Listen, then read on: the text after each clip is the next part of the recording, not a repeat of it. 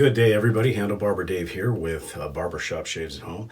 Today we're going to do something I don't think I've done a video on before. We're going to head to England, and we're going to be doing an English hard soap from a very well-known company known as Trufitt&Hill.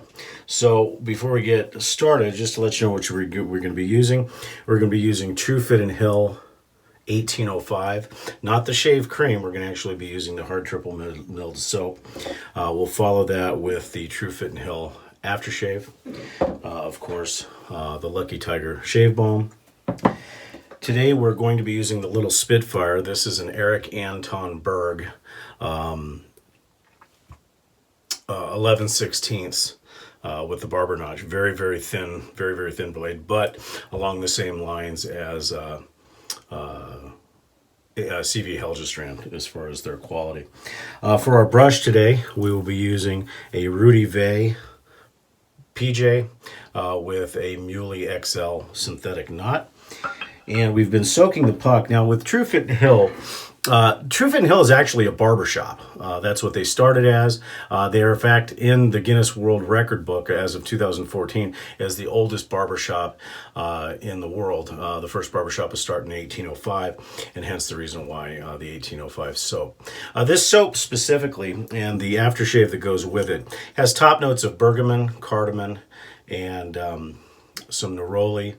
The middle notes are lavender and clary sage, and then the base notes are cedar, sandalwood, and oak moss. Very nice. It plays lighter than it should. And originally, this was called Palmetto Bouquet, and this is one of their oldest. It's been around since 1805, and they haven't changed the formulary.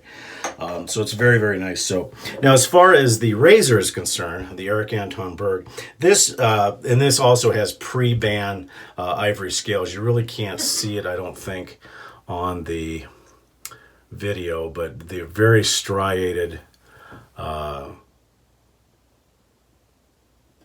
scales on this. I received this from a good friend. We all know him as Arnie, Polar Beard, quite some years ago, and it's just a fantastic razor. Eskilstuna was kind of known for the manufacturing back in Sweden, and Berg, Erik Anton Berg, started when he was 23 years of age, and 500 Swedish dollars, I guess, and he fast became one of the largest tool manufacturers in Sweden. Pliers, wrenches, stuff like that. And up until, I believe, so this razor dates from the late 1800s to early 1900s. The company was bought and sold after 1960, and I guess it ran up until about 1980. And I still think it is under Bauhaus. I can't remember the name, but actually it's managed by Snap-on Tools, now one of their conglomerates. So wonderful Swedish razor, a bear to hone, but once it's sharp, it stays sharp forever. So that's kind of our shave for the day. We hope everybody's having a good day. We're gonna forego the hot towel today, and we'll just get right into it. Okay.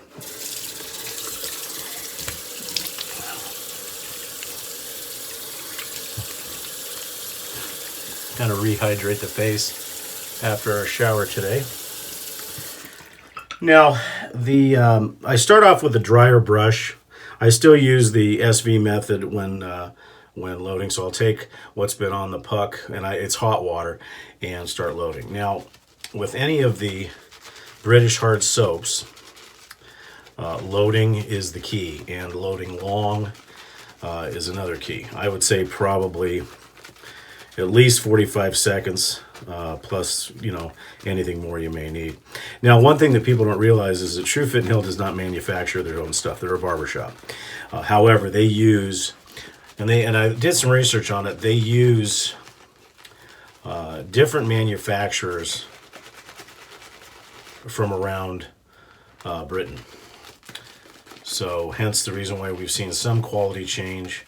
Although of the British hard pucks, this is one of the better ones. Some of them, as you know, can be next to impossible to lather, but that's why I always load a whole bunch more than I really need.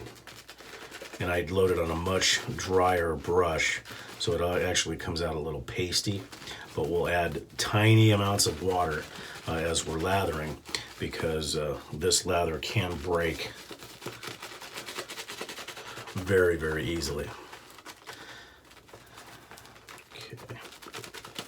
Okay, that might be enough. We'll take all the excess, put it on our face.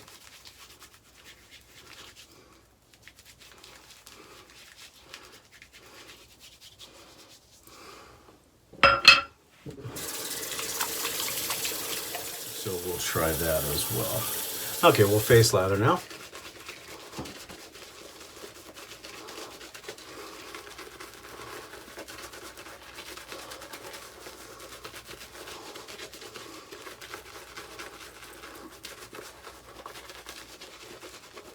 And as you can see, this goes on very pasty, but I'll add just a little bit of water slowly but surely.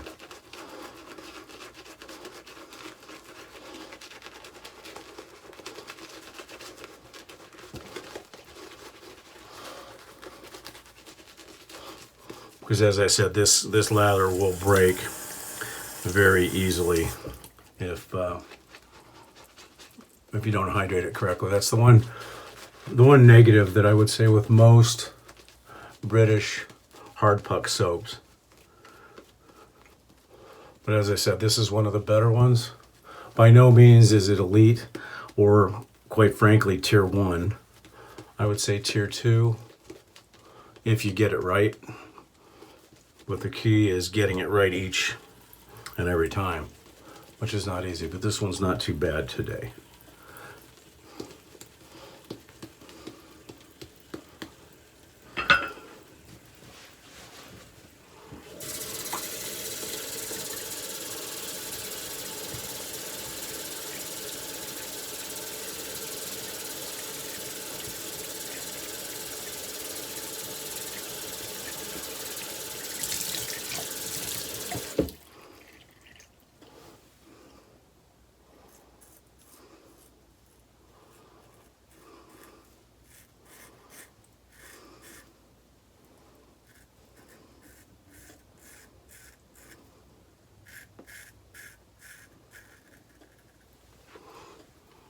Now this little razor can be terrifying.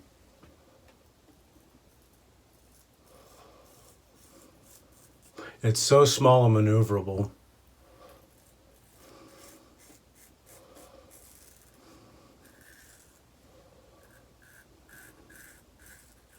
And such a thin grind that you can get in trouble with this thing in a big hurry.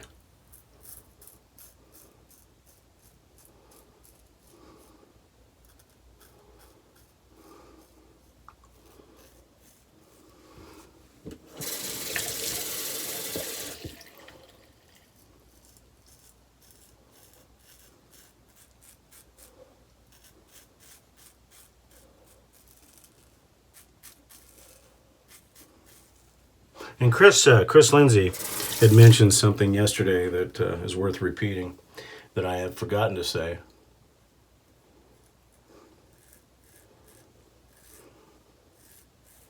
As your smaller, thinner grinded blades have a tendency to suck up to the skin, a bit more than most. So if you've ever been to a sushi restaurant, you will see the chef wet his blade on the tip and let that run down before each slice of the sushi. And that is so it'll glide through the rice and the meat and the nori and all that better. So that's something to be said if you are starting straight razor shaving, to make sure that you keep the blade moist, especially when you're using a soap like a British hard soap, because they dry out super fast. Okay, what we'll do is we'll go ahead and strop 10 on linen and leather.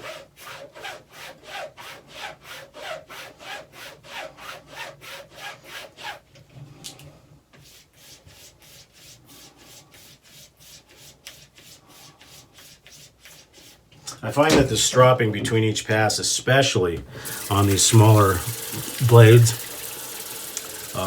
is really, really good.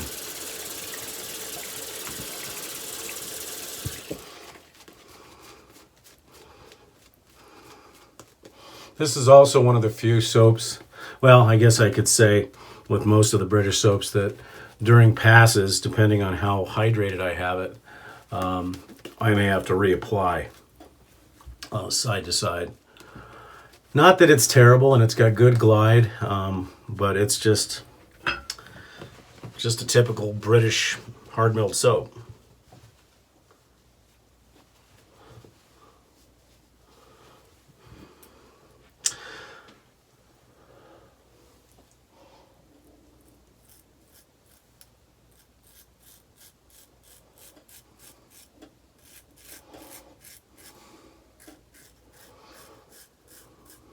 The thing I do like about these little razors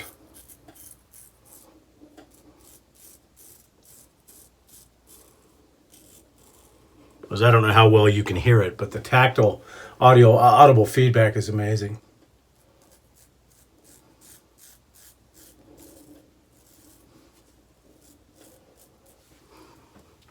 Okay, we'll go ahead and finish the shave, and we'll see at the end of it to have some final thoughts.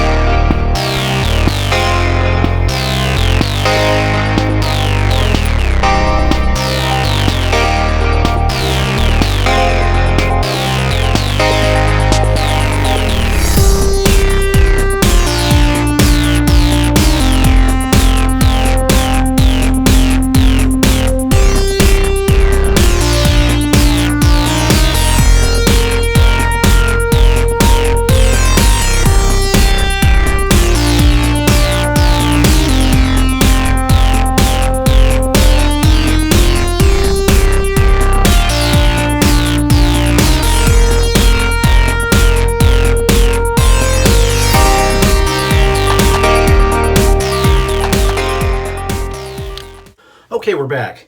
Not a bad shave, not the greatest. Still, I'd say still BBS, not quite DS-BBS, but not bad.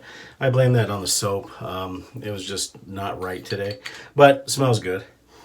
And we've already applied our Lucky Tiger, and we'll now do the aftershave.